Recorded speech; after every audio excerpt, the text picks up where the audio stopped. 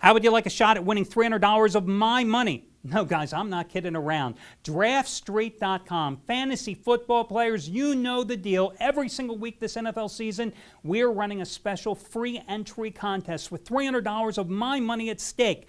I'm playing, you're playing against me. I'm playing against all of you out there. Free entry. You know the deal with DraftStreet.com. You're drafting a couple of quarterbacks, a couple of running backs, a couple of wide receivers. The top 15 finishers every single week.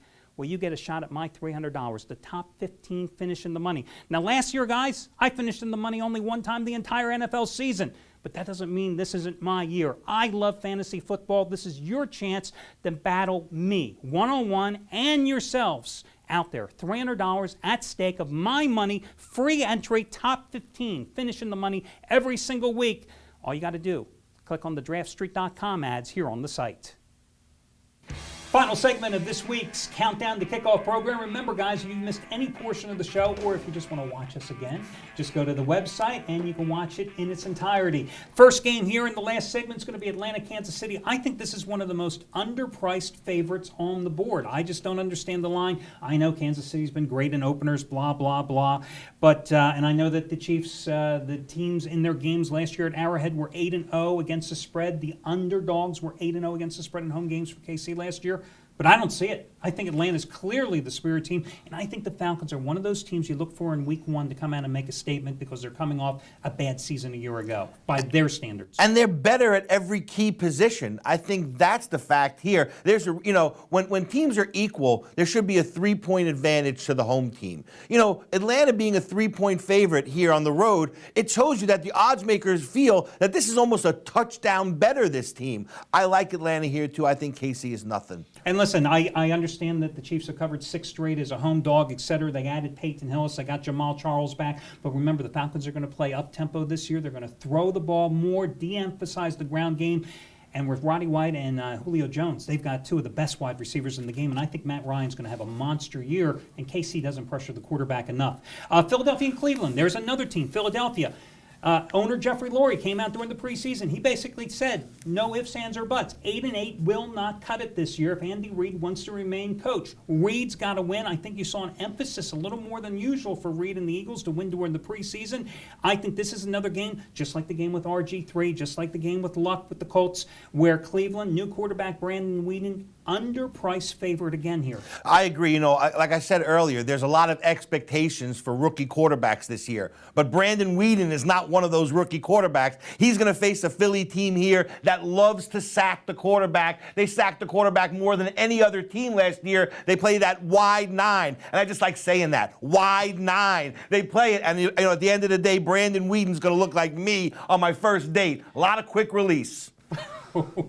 Hey, and the interesting thing here, we are making our debut in Philly.com, and we, of course, are airing for the 4th consecutive season, Sports Time Ohio. So we've naturally annoyed and ticked off at least half the football fans watching this particular segment of the show. But listen, the Browns have only covered 2 of their last 12 games at home. And again, I just think that Brandon Weeden made me a lot of money at Oklahoma State. Thank you, Brandon. I appreciate it. But I just don't see it happening here. By the way, FYI, for what it's worth, these two met in the preseason. The Eagles rolled 27-10 and had Weeden under pressure nonstop. And don't you feel like Philly's on a mission this year? Yes. I mean, they really, dilly-dallied last year and took themselves out of the season quickly. They've got to come out here. They've got to come out strong. I think that's what they'll do. Yeah, I think 17-point win for Philly is on order here. Next game, we're going to take a look at Green Bay, San Francisco, the game that's going to get the most publicity this week. And I've said it many, many times, guys. The marquee games are the toughest games to handicap, toughest games because they have the sharpest numbers. I like to concentrate the most where the odds makers concentrate the least. This game, however, I'll tell you, I don't mind taking the favorite in this one with Green Bay at home, -5. Remember, last year they opened up with that Thursday night 42-34 win over the Saints. Problem with the Packers, they couldn't stop anybody last year. Is this defense going to rebound? Is Cedric Benson going to give the running game a big boost? 49ers defense is tough, but I am still not a believer. I know they had a great year. I'm still not a believer in Alex Smith. I'm not convinced that this team with Randy Moss and Michael Crabtree is going to be able to move the ball down the field effectively enough. No, I agree. Look, at the end of the day, I've got a big sign right over my cash drawer. It says if you can lay less than 7 with Green Bay at home, you should do it. You're not going to get many opportunities to do that this season. And the Packers have covered 11 of their last 14 against the spread at Lambeau. So again, and this is a Packers team which wants a little retribution because who, including us, thought that they would lose their postseason opener last year to the Giants at home and then have to suffer and watch the Giants go on and win the Super Bowl. But also what you said was very important. A lot of times people will gravitate towards the most exciting game on the board and look to bet that game. Just watch that game. Don't bet that game. Find the winner and bet that game. Hey, before we move on, remember, guys, you can save $20 off a single purchase today at the site. You don't have to buy my play, although you should.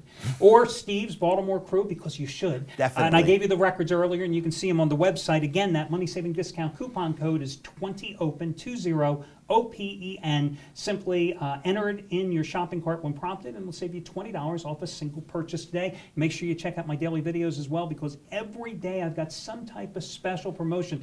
I'd say I feel like Monty Hall, but the younger people in the audience are going to go, Monty. Who's Monty Hall? Let's make a deal. Look it up on Wikipedia.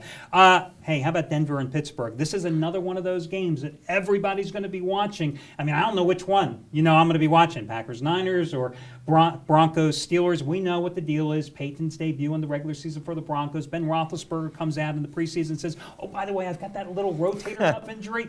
I'd be more concerned with Ben having his body aching this year because the Steelers' offensive line has not been good. They go and they got a lot of talented rookies. One of them got injured again, out for the season.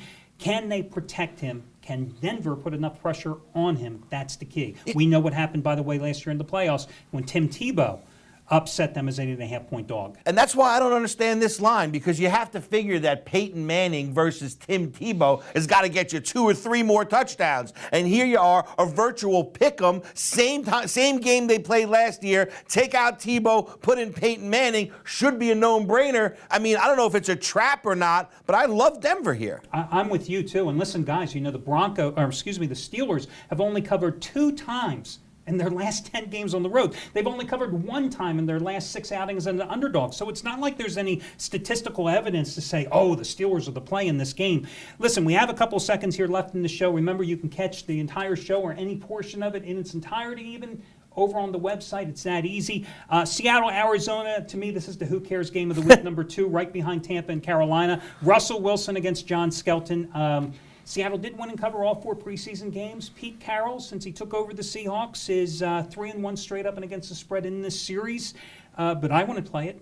No, if you're going to play it, I think Seattle's the play. I think they're showing me all the promise. I've got all the hope for them. Very hard in the first week to figure out what's going to happen, but at the end of the day, you keep it simple. You lay the points. I tend to agree with you. Listen, and Russell Wilson, just like Brandon Whedon, another guy who made me a fortune when he played at NC State in Wisconsin. So, I have his poster up in my room. And so I like Russell Wilson in this game, but, I wouldn't bet it. And then the other game is Miami and Houston. Biggest line on the board for a reason. Steve Tannehill, rookie, making his debut for the Dolphins, a Dolphins team that has no wide receivers, very little defense.